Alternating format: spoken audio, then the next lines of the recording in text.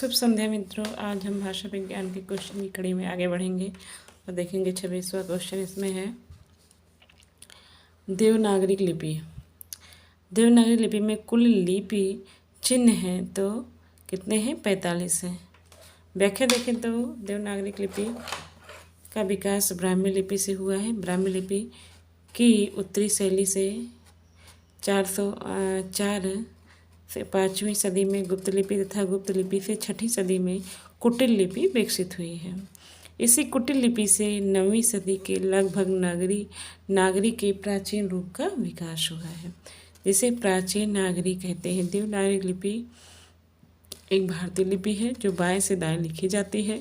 देवनागरी लिपि में कुल 52 अक्षर हैं, जिसमें 13 स्वर और 39 व्यंजन हैं। देवनागरी लिपि एक क्या है? आक्षरिक लिपि है।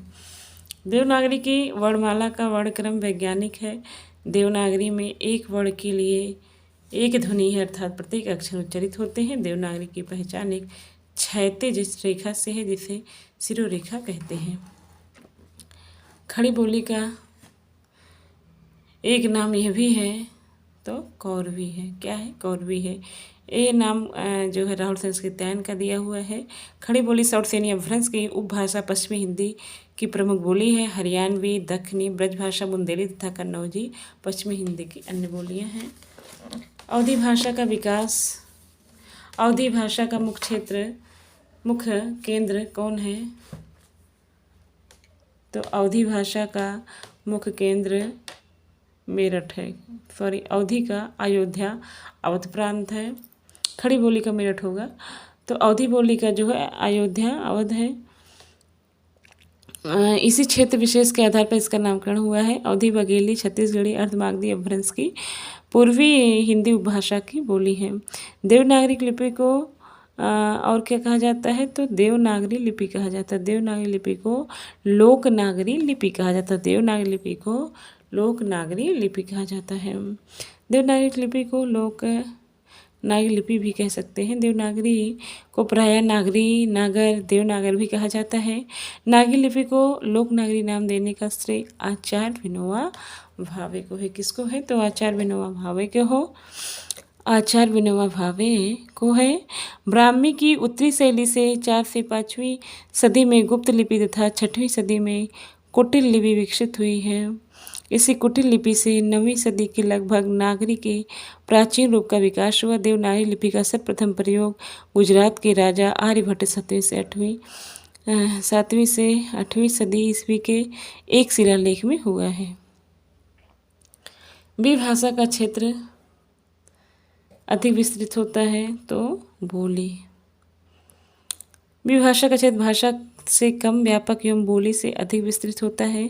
एक प्रदेश में अथवा प्रदेश के भाग में सामान्य बोलचाल, साहित्य आदि के लिए प्रयुक्त होने वाली भाषा को विभाषा कहते हैं। इसे क्षेत्रीय भाषा भी कहते हैं। ब्राह्मी लिपि का प्रयोग किसने शुरू किया? तो वैदिक आर्यों ने। किसने शुरू किया? वैदिक आर्यों ने।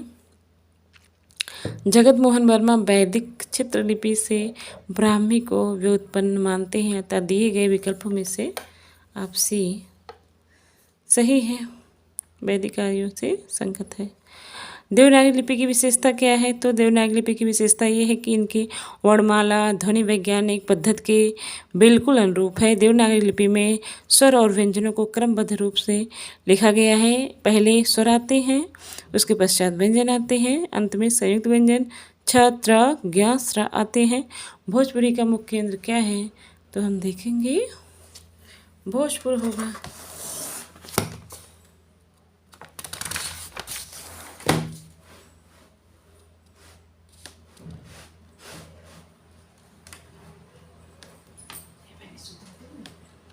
भोजपुरी का मुख्य केंद्र भोजपुर है। ये बिहार का एक छोटा इलाका है, जिसके आधार पर इनका नामकरण हुआ है।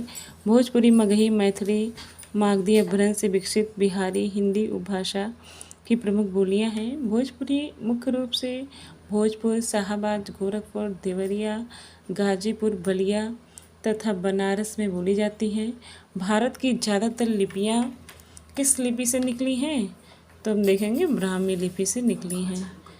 खरोष्टी लिपि तथा बाएं से दाएं लिखी जाने वाली ब्राह्मी लिपि का प्रचलन तथा इसमें से खरोष्टी लिपि का क्षेत्र अत्यंत सीमित पंजाब कश्मीर था।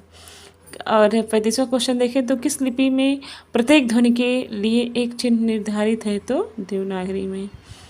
अब ये इसकी व्याख्या देखें तो देवनागरी लिपि की मुख्य विशेषता है कि यह एक वैज्ञानिक लिपि है। इनमें प्रत्येक ध्वनि के लिए एक चिन्ह निर्धारित है। नागरी लिपि वर्णनात्मक है।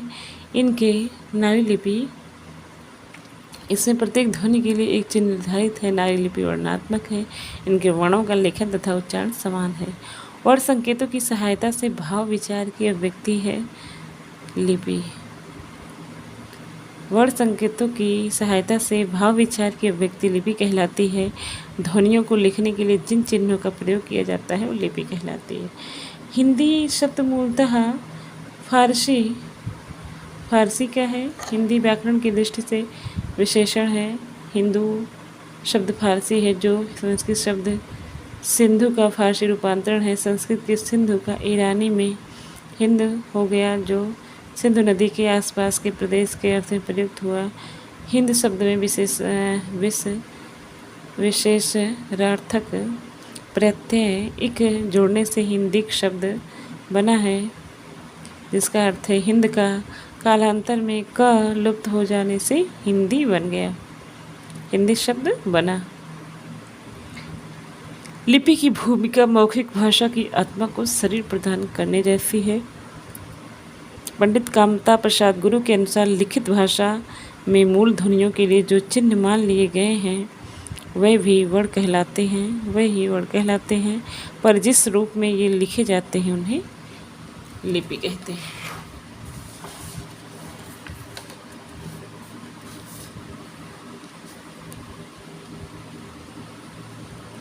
उपभाषाओं के अंतर्गत हिंदी में कितनी बोलियां मानी जाती हैं? तो 17। उपभाषाओं के अंतर्गत 17 बोलियां हैं।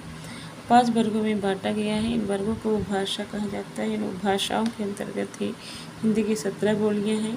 कौरवी, हरियाणवी, भोजपुरी, मगही, मैथिली, ब्रजभाषा, बुंदेली, कन्नौजी, मारवाड़ी, जयपुरी, मेवाती, मालवी, कुमाऊनी, गढ़वाली, अवधी, बघेली, छत्तीसगढ़ी, कहीं कहीं इनकी संख्या 18 भी मानी जाती है। वैसे हम यही जानते हैं कि 5 उपभाषा और 18 बोलियां हैं। हिंदी भाषा की आदि जननी संस्कृत है। हिंदी विश्व की कितनी भाषाओं में से एक है? तो 6000 भाषाओं में से एक है। देवनागरी लिपि कैसी लिखी जाती है? तो बाएं से दाईं ओर लिखी जाती है। भारत की संविधान सभा में 9 सितंबर 1949 को भारत के संविधान की 8वीं अनुसूची और अनुसूची 343 में हिंदी को राजभाषा और देवनागरी लिपि को मान्यता प्रदान की गई है। कार्यालय ही हिंदी की भाषा कैसी होनी चाहिए? तो अभिधात्मक होनी चाहिए। जैसे हिंदी व्याकरण में शब्द शक्ति 3 प्रकार की होती है, विधा, लक्षणा और व्यंजना।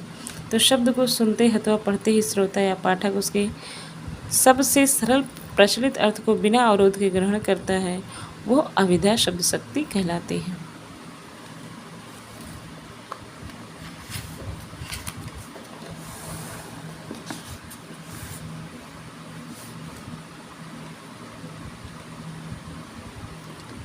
फिर देखते हैं मध्यकालीन भारतीय आर्य भाषा का सही कालक्रम क्या है।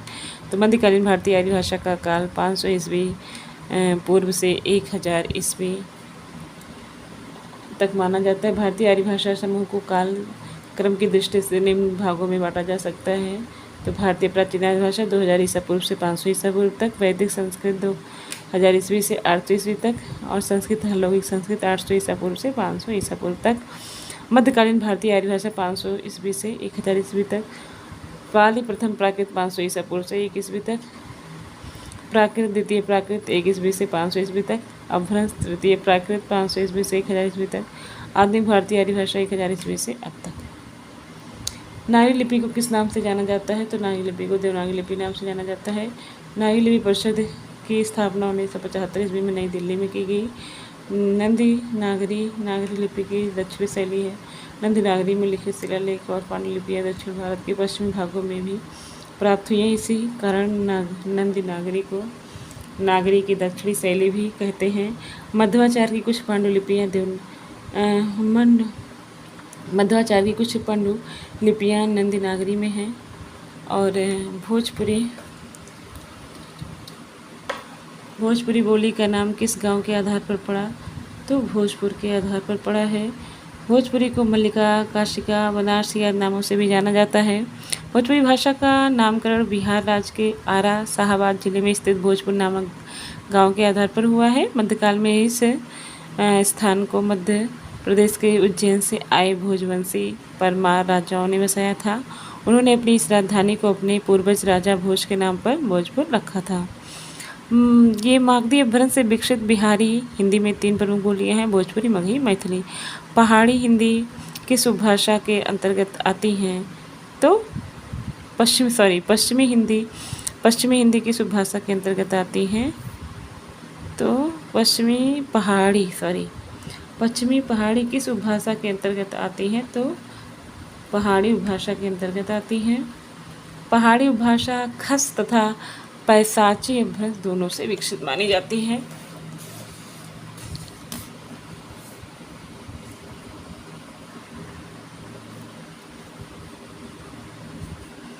किस भाषा को आरंभ में पिंगल नाम दिया गया?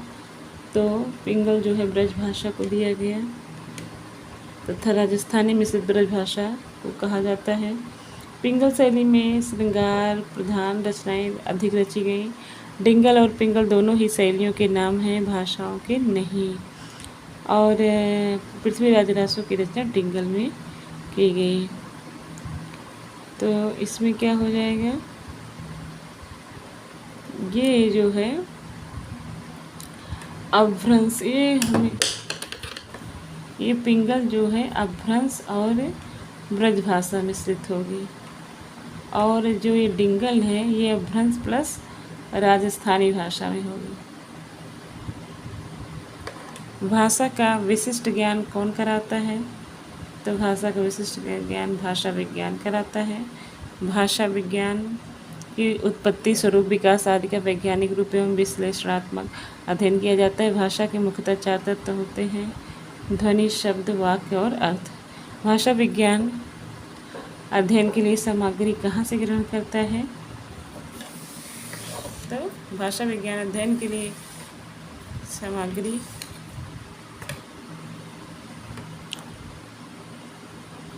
प्रचलित भाषा तथा साहित्य से ग्रहण करता है। साहित्य और भाषा विज्ञान दोनों एक दूसरे के सहायक हैं।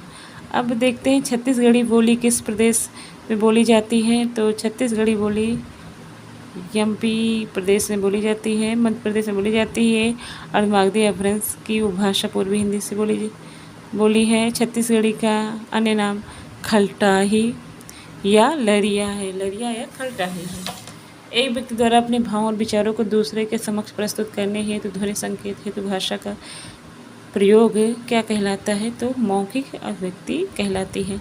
भाषा विज्ञान भाषा को भाषा ही जानकर उसका कैसा अध्ययन करता है? तो क्या कहलाता है? वैज्ञानिक कहलाएगा।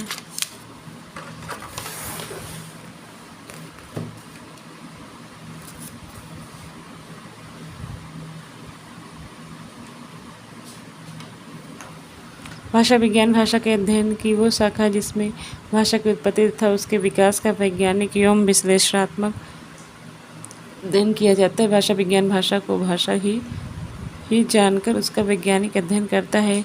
और राजभाषा अधिनियम 1976 के अनुसार हिंदी प्रयोग की दृष्टि से देश के राज्यों का कितनी श्रेणी में बांटा जा सकता है? तो 3। हिंदी को राष्ट्रभाषा घोषित करने वाले अहिंदी भाषी प्रस्ताव का नाम क्या था? तो गोपाल स्वामी आयंगर। धन्यवाद मित्रों। लाइक और सब्सक्राइब करिए प्लीज़।